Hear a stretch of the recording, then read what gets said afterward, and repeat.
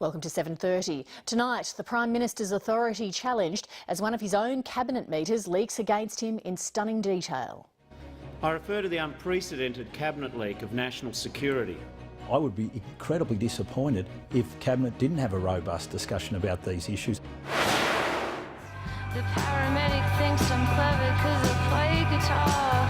I think she's clever because she stops people dying. Also tonight, blink and you're famous. I was just kind of a bar, part-time bar person, doing drinks and food. All the way from Australia, please welcome Courtney Barnett.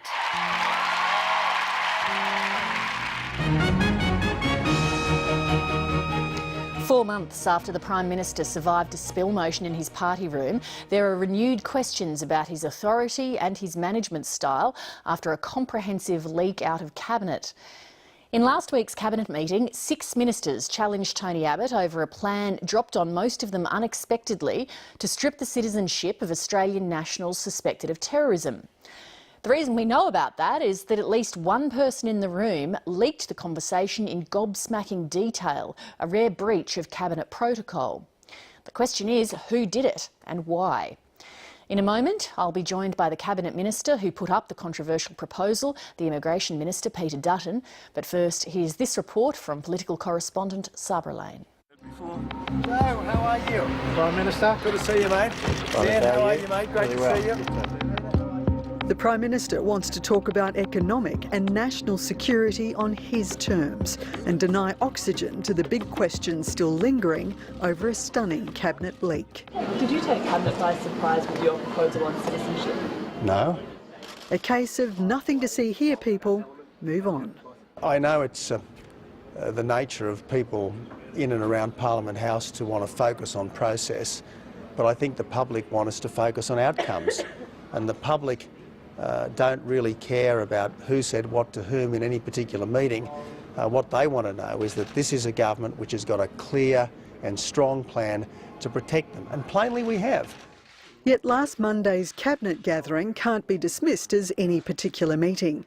This was the inner sanctum of government, robustly discussing a range of national security issues, which then became very public in great detail.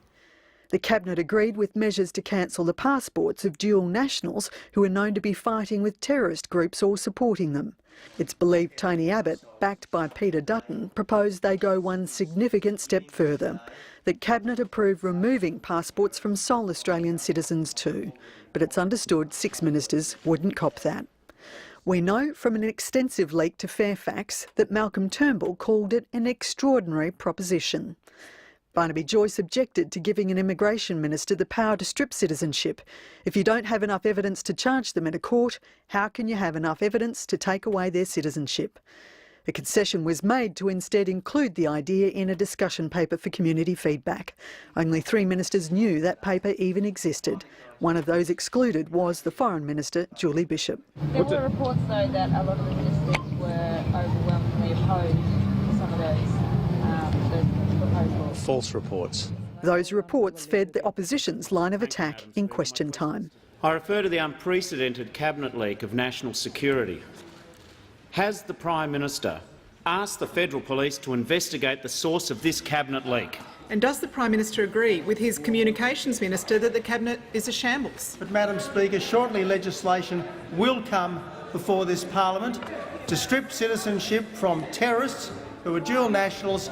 And, Madam Speaker, I think the people of Australia deserve to know where the Labor Party stands on this issue. Ministers and government MPs are deflecting awkward questions with that response, publicly declaring the government's a united team. I would be incredibly disappointed if Cabinet didn't have a robust discussion about these issues. I mean, we're dealing with the national security of the nation, and this is an important issue and one which you would expect people to do their job and have a discussion about. I think Australian citizens would hope that there is a robust discussion in Cabinet on any issue. Yes. But what's extraordinary is the detail of how many ministers disagreed vehemently with ideas that were put to Cabinet. Well, I mean, look, I wasn't in Cabinet, so I can't comment on that. What I can comment on is where Cabinet came out. And Cabinet have come out with a very clear position on this. We want to act against dual citizens, and in the discussion paper is whether we should adopt the UK model or not. And so, and that was once again ticked off by the party room. So my view is we've got a very clear position on where we stand at the moment. Those backing the idea stress citizenship would only be revoked when the person of interest has the option of applying for a passport in another country. Yet MPs who oppose it say Australia should abide by the rule of law, honour and uphold it. 44 coalition backbenchers say they like the policy. They've signed a letter written by Liberal MP Dan Tehan urging the Prime Minister to push on. I wouldn't use the term sole citizenship. I would use the term those who can avail themselves of another citizenship, and I think there's an important distinction there. The way that the UK have used their laws has been very judiciously. They've used it rarely. Mr Tehan heads Parliament's Joint Committee on Intelligence and Security. 7:30 has spoken with a number of MPs who refused to sign the letter. One Liberal senator is defiant. This sort of grab for power by governments, I think, is inherently dangerous. And for Conservatives like me, we think of the consequences or the potential consequences of allowing this to take place. Were you put up to it? No, I wasn't put up to it. 44 signatures means 2/3 of the backbench are now pitted against the ministers who dissented. It's a clear message to those ministers and those who leaked that Tony Abbott has their support. Whether the letter is part of a plot or not, one insider says it's too early to tell. Some MPs are worried by the leak. The lack of trust and consultation at the top, they say, makes it an issue of leadership.